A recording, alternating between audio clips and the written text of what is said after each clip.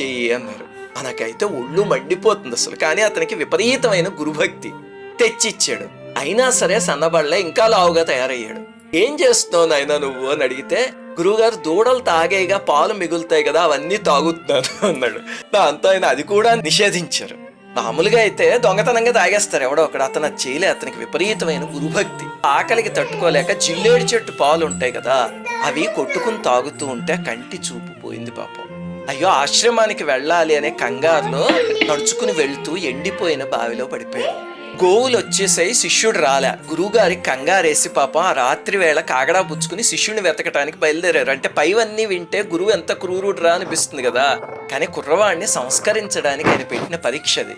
ఉపమన్యు అని కేకలు వేస్తూ వెతికితే చివరికి బావిలోంచి గురుదేవా ఇక్కడున్నాను అని చెప్పాడు. చూస్తే కళ్ళు లేవు. అప్పటికప్పుడు ఆయనకి జాలి కలిగి అశ్వనీ దేవతల మంత్రాన్ని ఉపదేశిస్తే ఆయన ఆశీస్సులతో